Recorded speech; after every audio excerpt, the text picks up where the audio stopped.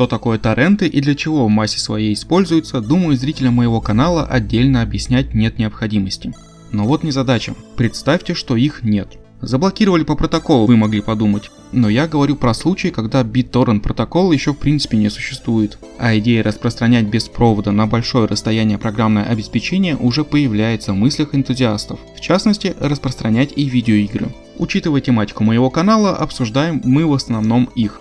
Итак, темный век, как это можно осуществить? По старому доброму аналоговому радио. И это даже не особо кликбейт, потому что так уже делали. То, что с помощью радиопередачи уже передавали на дальние расстояния сразу нескольким пользователям цифровую информацию, это чистая правда. Более того, правда и то, что так передавали видеоигры. И, так сказать, добью в конце. Так делали не только где-то там, а у нас, в России и на постсоветском пространстве. В конце 80-х и начале 90-х радио в целом было весьма популярным способом передачи информации. Само собой, телевидение уже не первое десятилетие к тому времени быстрыми шагами вытесняло его среди массовых пользователей. Но, как принято говорить, в узких кругах это был все еще популярный способ передачи и получения информации, да и общения тоже. В 1983 году случились первые такие передачи, информация о которых дошла до наших дней. Причем во всех случаях на вполне официальных радиостанциях, не от любителей-одиночек. Случилось это в Британии, и конечно же это была программа для 8-битного компьютера ZX Spectrum, которому Британия приходилась с родиной. Только переданная таким способом информация не была чем-то особенным. Она содержала в себе фотографию Шерил Лед, звезды сериала «Ангелы Чарли», взятую из журнала Evening Standard 1975 года. Да, полезности здесь никакой, но это был, как принято говорить, proof of concept, доказательство того, что такой способ вообще работает. Здесь я отмечу, что таким способом можно было передать сразу на сотни и тысячи пользователей не только игры для Spectrum, но и для Commodore 64 и какого-нибудь TRS-80. В общем, для всех тех компьютеров, у которых в качестве носителя данных использовалась пленочная аудиокассета. Просто из них в позднем СССР и раннем СНГ в качестве домашнего компьютера были популярны именно относительно доступные клоны Спектрума, поэтому говорить я буду именно о нем.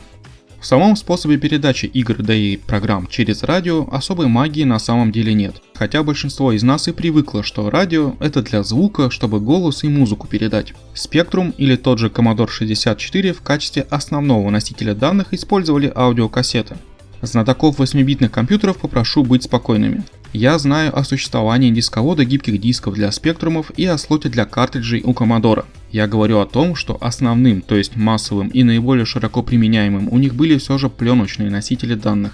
На такой аудиокассете хранилась запись звука, смодулированная определенным образом, подходящая под конкретные компьютеры. Не можем же мы подавать аудиозапись какого-то спектакля и получать текстовый файл со сценарием на выходе. Нам нужно как-то оформить аудиоинформацию так, чтобы наш компьютер это понял. То есть мы должны провести определенную модуляцию сигнала по таким правилам, чтобы компьютер смог демодулировать этот сигнал по тем же самым правилам. Давайте на примере.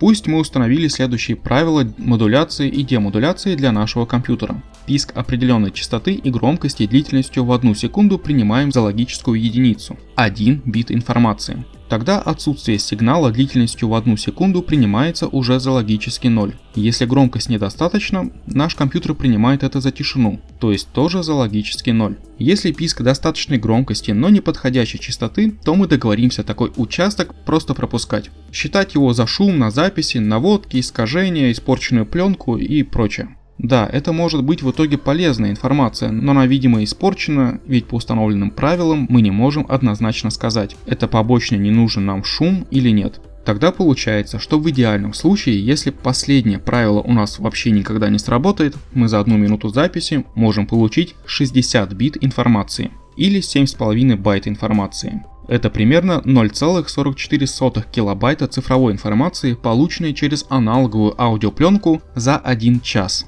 И это если все писки будут правильной громкости и частоты, то есть у нас не будет ошибок чтения и распознавания. В реальности эти процессы и правила несколько сложнее. Например, на пленке научились модулировать сигнал так, чтобы передавать информацию быстрее, чем я описал. Цель этого примера была в том, чтобы вы поняли, как в принципе из аналоговой пленки можно получить привычные для вычислительной техники цифровые данные. Из этого примера также можно сделать несколько выводов. Во-первых, записи по разным правилам модуляции несовместимы между собой. Если запись сделана с учетом таких правил для Commodore, то она не будет успешно прочитана на спектрумах. Это в принципе и так логично. То же самое было, к примеру, с файловыми системами на дискетах на разных компьютерах до времен IBM PC. Во-вторых, больших скоростей на пленочных носителях все равно не достичь, даже по меркам того же спектрума, где целая игра могла умещаться в 48 или даже 16 килобайт. Думаю, все, кто даже просто слышал про спектрумы, знают, что ждать загрузку игры 3, 5, 7 минут – обычное дело. Если оно еще в середине процесса ошибку чтения не выдаст и вам не придется начинать все заново. Для спектрумов, к примеру, средняя скорость чтения – это 1365 бит в секунду, или 170,5 байт в секунду, или 0,16 килобайт в секунду. Теперь вернемся к радио. Как передавали записи, думаю, всем уже понятно. Кто-то на своем оборудовании в определенное время запускал радиопередачу, только транслировал он вот такой звук.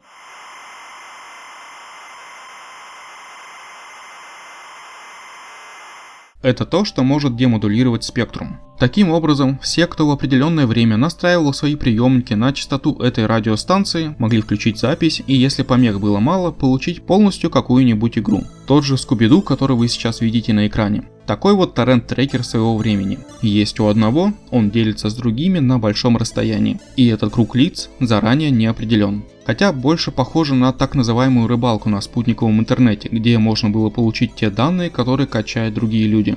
Но вот что именно там будет, вы заранее не знаете. Просто торренты в сотни раз более распространены, и то, с чем сталкивалось большинство. Торренты просто более понятны для большинства. Передачи по радио были достаточно распространены и среди радиолюбителей, и на вполне официальных радио. Такие передачами занимались в Болгарии, Сербии, Польше и ряде других стран. Вот на Хабре в комментариях даже вспоминает, как это было в Перми. Само собой, так можно передать любую информацию, хоть игру Alan Wake 2, хоть какой-нибудь полнометражный фильм. Нужно только согласовать правила записи, чтобы компьютер понимал, как интерпретировать полученную информацию. Но тут есть другая проблема. Самый важный и невосполняемый ресурс – время. И в случае с современными объемами данных быстрее будет пешком дойти до источника этих данных, записать всю информацию себе на SSD-диск, флешку, либо что-то еще, и вернуться, дойти обратно. Но вот в свое время это действительно было словно торренты сейчас. Беспроводная передача цифровых данных множеству других пользователей, даже если о существовании этих пользователей источник ничего не знает. И все это еще и через аналоговое радио. Вот настолько люди со знаниями заморачивались 30 лет назад, чтобы просто поиграть в новую игру и передать ее другим. Это прикольно, это интересно, но надеюсь, что ничто происходящее в мире не вынудит нас возвращаться к подобным способам. На этом у меня все. На канал можно подписаться, поставить лайк, а также можно пройти по ссылкам в описании. Всех благ, друзья!